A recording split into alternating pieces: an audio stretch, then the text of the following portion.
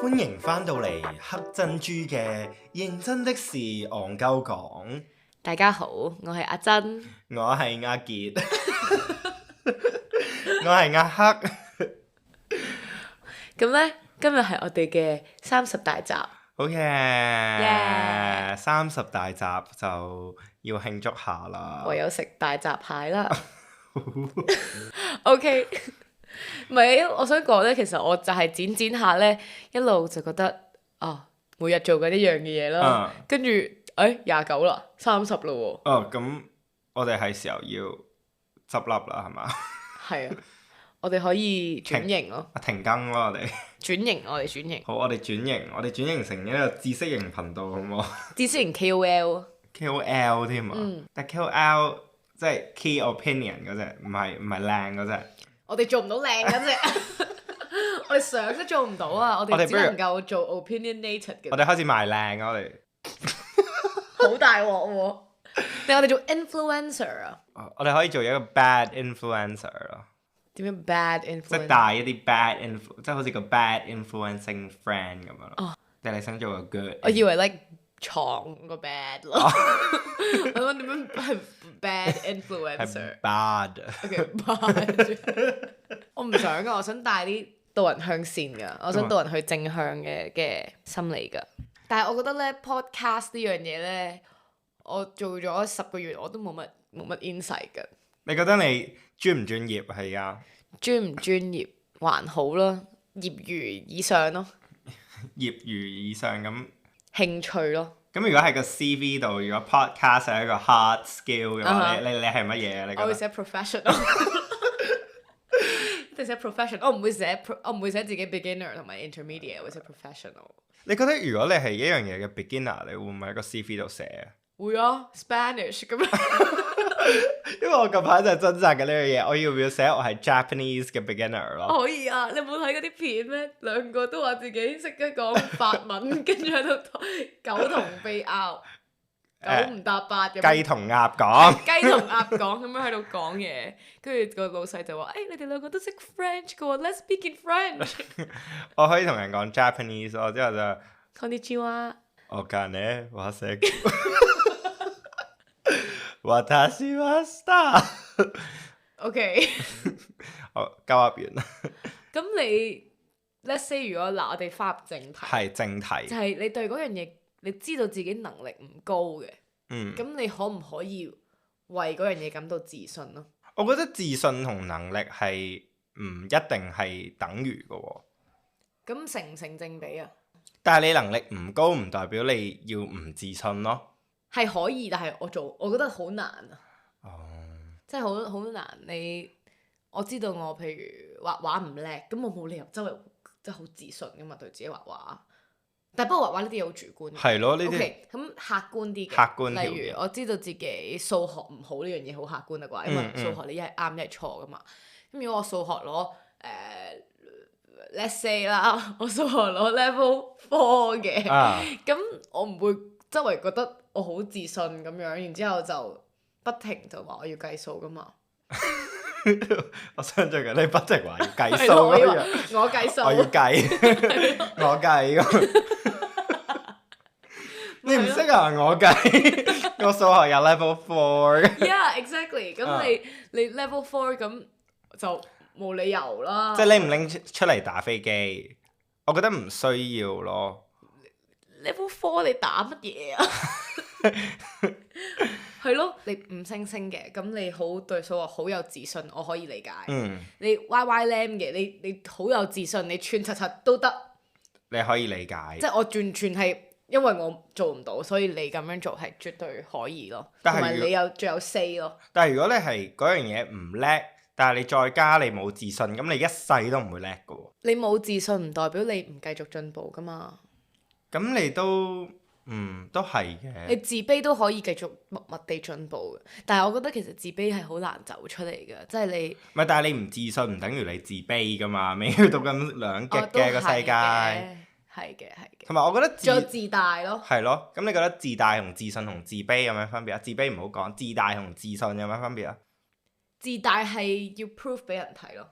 即係做俾人睇。要俾人去 validate 你咯。即係個目的就係要令到啲人覺得你好叻咯。係，但係自信嘅人係由心而發嘅，同埋你係唔需要同人講我呢樣嘢好叻，係繼續做你嘅嘢，你就係自信嘅行為咯，同埋唔 care 人哋咯。我覺得自信係自己同自己比咯，就唔係同人哋比咯。所以一個 level 4嘅數學人可能可以好自信咯，可能因為佢曾經係 level 2咯。所以佢就自己同過往佢可以自信咗咯，可能係啦，咁佢就會有嗰個自信，就係覺得我進步咗咯，或者我嗰個能力高咗咯，同自己比，但係佢冇需要證明俾其他人睇，咁叫唔叫做佢唔係好叻，但係都係好自信咁樣咧？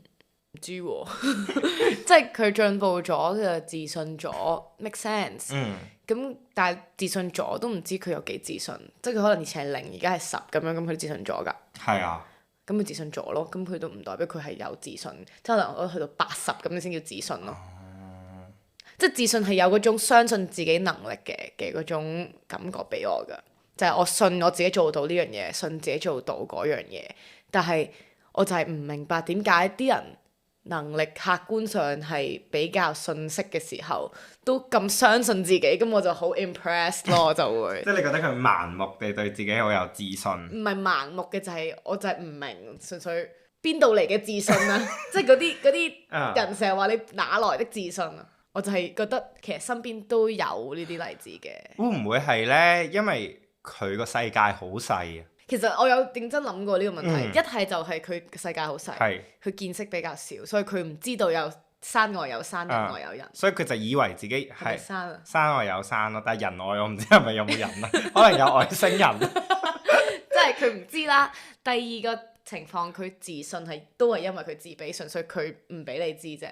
即係佢個自信係扮出嚟去，令到自己好似冇咁自卑咁樣。係，因為其實自大嘅根源都係 from 自卑㗎嘛。所以自信同自大同自卑呢，你其實老實講，你係分唔到㗎。即係佢可以係偽裝自大，turns out 自卑；偽裝自信，turns out自卑。偽裝自信但不自大，但係心裡面勁自大都有可能。係啊，同埋扮自卑，其實好自大都有㗎。即係我咩都唔識㗎，咩都唔識㗎。但係其實心裡面就係覺得呢班傻仔咁樣，一定有嘅。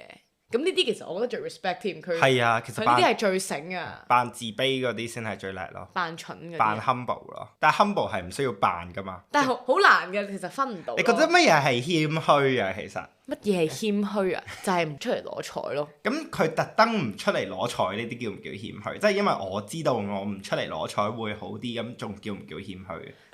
即係我舉重好叻咁樣啦，但係我就喺啲人面前咧就講到自己好唔叻咁樣。咁叫唔叫謙虛咯？睇下你個目的係咪想人哋讚翻你咯，定係你真係覺得唔想唔使講咯？即係有種人咧會係咁話：哎呀唔好咁啦，我好樣衰啊，我好醜樣啊！但係其實佢目的就係為咗下一句你讚翻佢。係啊，你就唔係啊，我覺得你唔樣衰啊咁樣。即係譬如我舉個例子啊，Tyson Yoshi，佢係真係唔想啲 fans 搞咁多嘢幫佢慶祝生日噶嘛，咁佢咁樣講完之後，啲人會再更加整俾佢啊嘛。係。咁呢個我覺得佢嗰個動機就係佢真係唔想咯。佢真係唔想。係啦。但係啲人又真係會整俾佢喎，最後。會整少啲嘅。會。因為真係 fans 嗰啲佢會聽佢講噶嘛。跟住。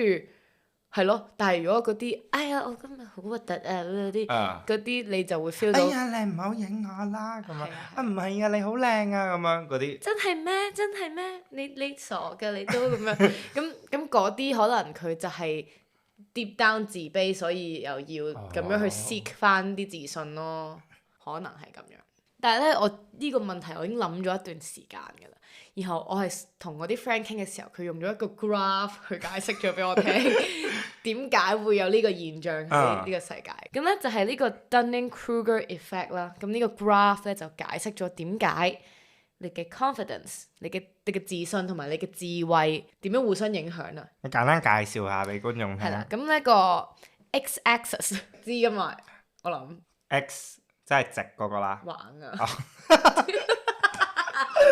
我數學好叻㗎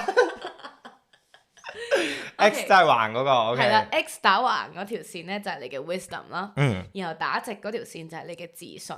嗯其實佢個線咧係一個波浪形嚟嘅，即係證明啲咩咧？當你冇乜智慧嘅時候咧，有機會你嘅自信係最高，因為嗰啲人根本就唔知呢個世界有幾大。即係你啱啱講嘅一係山啦，佢仲喺自己嗰座山度。係啦，然後佢就以為自己已經喺嗰座山嘅頂峰係咯。跟住啦，到你開始慢慢踏出抽離望大呢個世界嘅時候咧，你就知道個世界好大啦。咁你嘅智慧係上升咗，但係你又知道自己天外有天，你 reach 唔到另外一個世界嘅時候咧，你就會入咗一個絕望嘅山谷，即係你個自信就會插水。就係應該就係最難過嗰段時間啦。係你嘅自信插水啦，因為你知道咗呢個世界好大，然後你同嗰啲人好爭好遠，所以你就好自卑咯。咁但係咧，隨住你嘅智慧知識繼續增長，你嘅知識越嚟增長咧，你嘅自信亦都可以慢慢增加翻嘅。咁去到一個學者級數啦，即係個智慧嘅大師級智慧人士咧，咁你嘅自信亦都會可以 reach 到翻高啲。但係其實咧，去到嗰個位你都係高唔過啱啱講嗰個 peak of stupidity 㗎。即係你永遠都唔會達到去你未知嘅時候。無知嘅自大，你係永遠，就算你真係有聰明有智慧咧，你都係唔會有自信得過嗰啲無知嘅自大人士。因為你去到嗰陣時，你已經係唔知道自己係叻咯。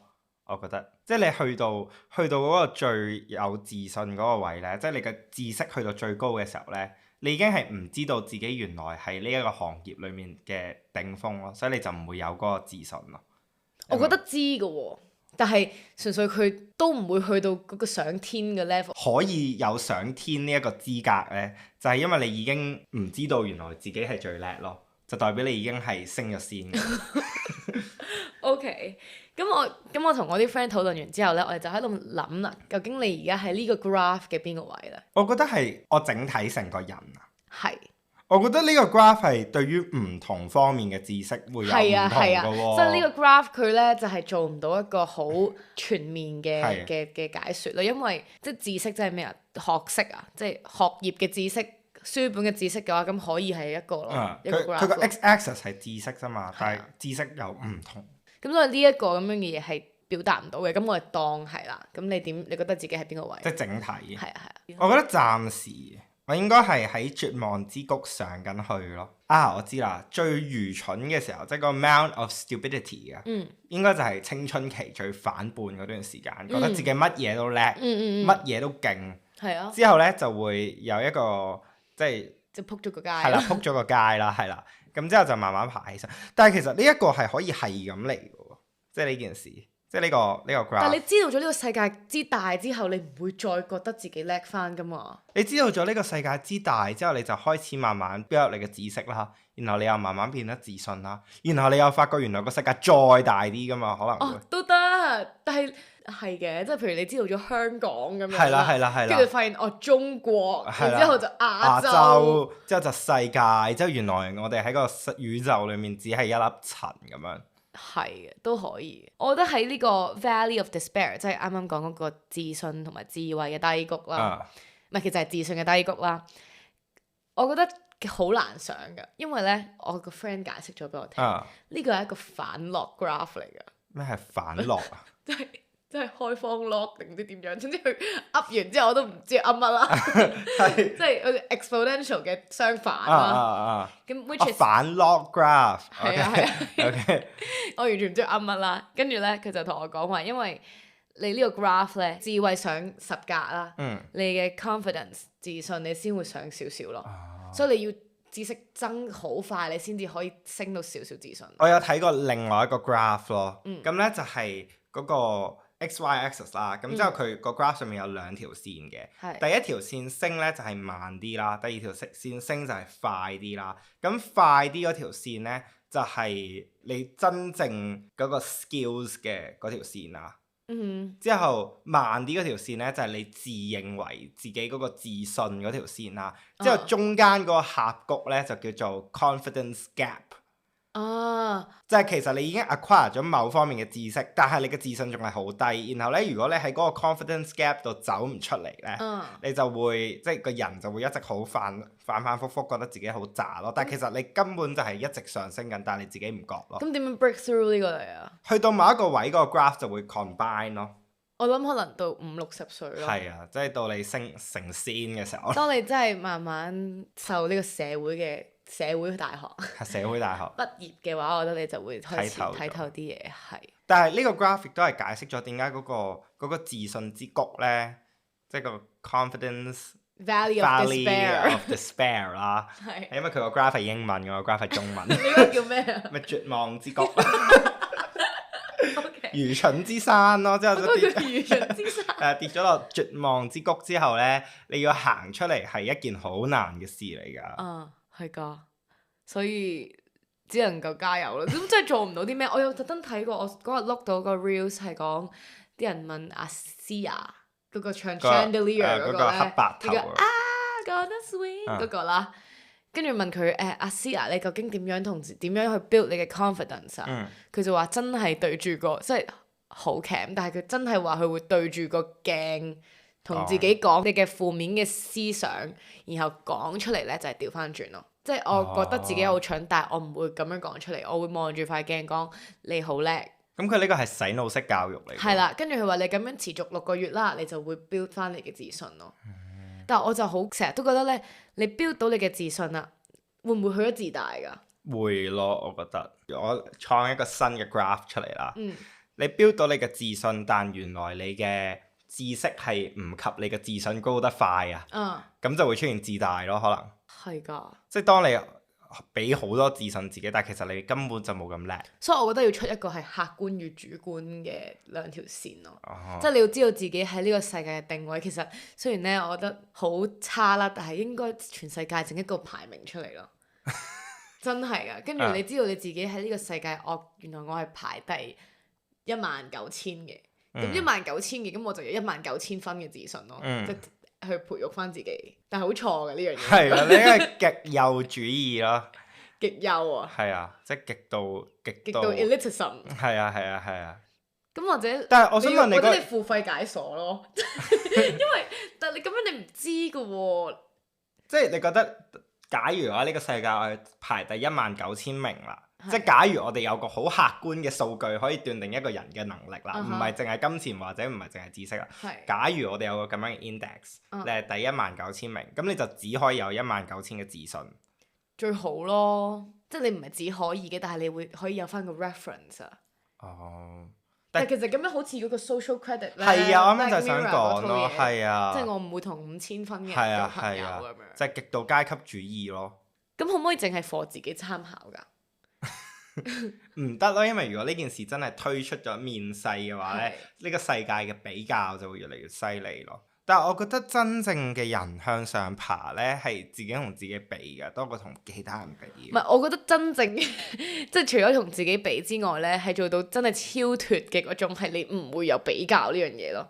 你就係每日做好自己要做嘅嘢，知道我做緊嘅嘢我係叻嘅，咁就夠咯。但係我係叻呢個感情已經係有比較啦，因為你有叻就真係有渣啊嘛。咁你嘅成功感邊度嚟啊？你嘅人生？我唔知啊，我唔係嗰啲人咯。即係我就覺得嗰啲咩外人流記嗰個叫咩啊？范仲唔係外人流記啊，陶生啊，陶淵明係啊，陶淵明嗰啲咧，我諗想講陶吉吉咯。陶吉吉啊，陶吉吉係唱歌。即係陶淵明嗰啲咧，就係做到嗰種好超脱、好不理世事。其實佢做唔到㗎，佢寫啫嘛。因為同埋其實佢冇得揀咯，因為佢已經俾人譴責咗。係啊，首先你要超脱，你要被貶先咯。